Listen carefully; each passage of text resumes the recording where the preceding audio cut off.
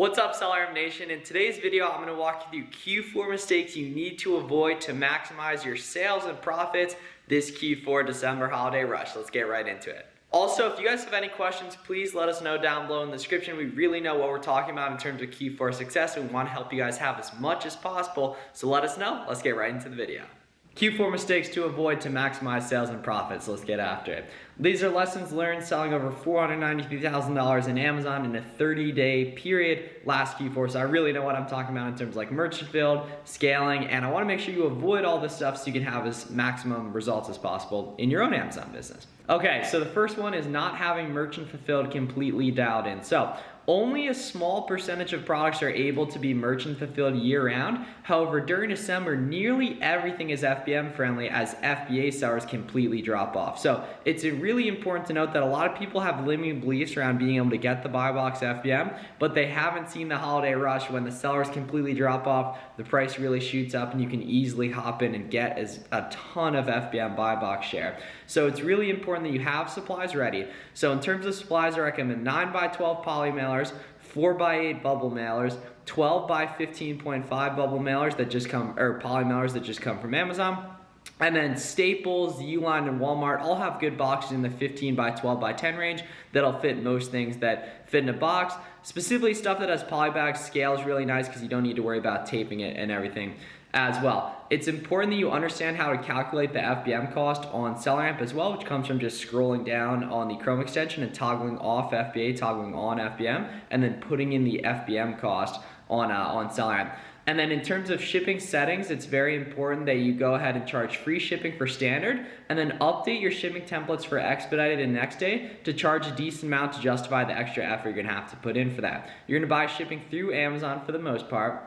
Right there, pretty much just whatever's cheaper, which for the most part is gonna be below 1 pound USPS, above 1 pound UPS, and this is what you're gonna plug into the FBM calculator to get a general idea of your estimated numbers.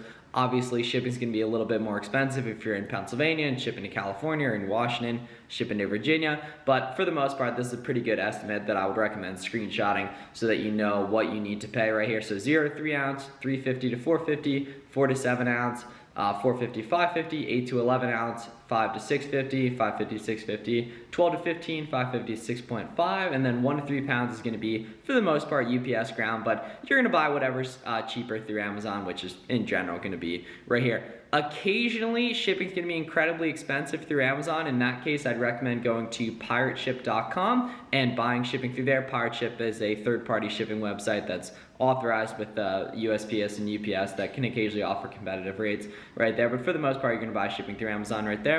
Also, a good call is you can get some free 4x6 shipping labels, the one you put on the FBM package, for free from the UPS website. If you email them, just go look up like UPS free shipping supplies, get them for free right there. So not knowing this stuff is an incredibly big mistake that sellers make, not knowing all this. So I wanna make sure you guys are all prepared, and then you can schedule free USPS pickups and discounted UPS pickups through pirateship.com as well. Another big mistake is not optimizing pricing. This is incredibly slept on, and I'm really not sure why. If something's selling incredibly well, it might make sense to drag the price up a little bit, right? You should be using an automated repricing software. For the most part, the big lever in there is gonna be the mode you're using as well as your minimum price. The minimum price is what you're gonna be adjusting frequently depending on how quickly you're getting buy box share. A lot of you guys are gonna be going deeper on products than you ever have during December, so you have a lot more invested in this stuff. Therefore, you need to invest more time into optimizing your pricing on these products and adjusting your repricer. I raised the price $5 throughout the day on Nascent as I just kept getting buy box share. I would go up like $1, make sure I was getting buy box share, then an hour later, make sure I was getting more buy box share, keep it going up. Made an extra $500 profit that day alone from optimizing my minimums right there. So it's so incredibly important to have this stuff dialed in to maximize your results.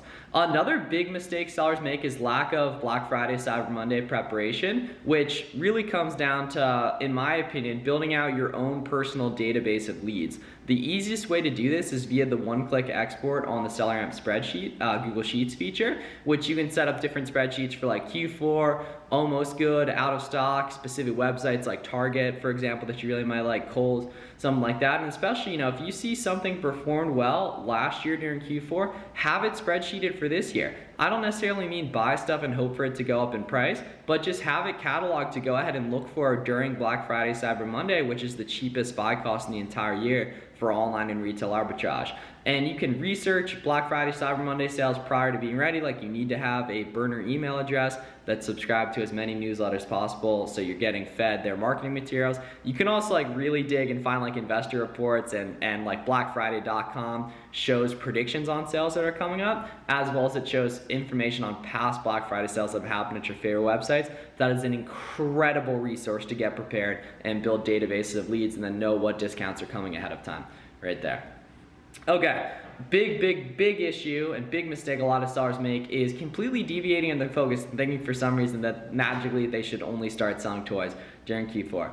I say stay focused. Everything giftable does well in December, and you already have or will soon have your favorite websites and ASINs to take advantage of that you're just are going to be amplified in December. Stuff's going to be selling for more expensive. There's going to be less competition. You're going to be buying it cheaper. It's going to be selling faster, and this is where you're going to get the depth right there. The worst thing you can do is completely change categories and try to learn entirely new websites, coupon codes, and order cancel systems, which is going to completely throw you off and have to put you through an entirely new learning curve. Going deep is where you make the big money, but by focusing on FBA, sellers lose the chance to ever go deep. Because say you buy something during Black Friday, Cyber Monday incredibly cheap, a test order, and then you FBA. It's not going to be checked in for 2 to 3 weeks, most likely. So therefore, you lose the whole purchase cycle of, with FBM, how you can test on the fly, be flexible, nimble, hop on something really quick. You can buy it during Black Friday and have it sold just a few days after, and then have that restock order placed, right? So if you avoid FBM, you lose a lot of the flexibility. You don't get data as quick, so you don't get the chance to take full advantage of December the way you normally should. And some of you guys are watching this and think, oh man, I've never been able to get the buy box FBM. That's because you probably haven't had your handling times out and you haven't gone through a December and bought products that are shooting up in price where there's clearly not enough supply to fill the market, and you just have to be ready for it. So proof of concept is what lets you go deep, and FBM lets you get proof of concept fast. So do not miss this mistake. Like, a big mistake a lot of people have is not buying enough, but they don't give themselves a chance to get the right data to buy enough. And the way you do that is by testing a lot, being prepared for the stuff, and avoiding all the other mistakes you mentioned in this video here. Okay, so the last one here is sleeping on retail and hybrid arbitrage. So technology is nicely caught up. Retail arbitrage isn't just going into a store and scanning all the stuff. It's also pickup orders from big websites, which lets you sell stuff incredibly quick. And that if you find a product on Dick's Sporting Goods, you can check online and see if that's in stock at your local Dick's Sporting Goods and potentially have that in hand today, listed today, sold FBM today or tomorrow, and that compressed the learning curve legitimately like 21x compared to buying a product, or even more, buying a product and then it comes in 3 to 7 days later, you FBA it, it's ready 2 to 3 weeks from now, 4 weeks from now.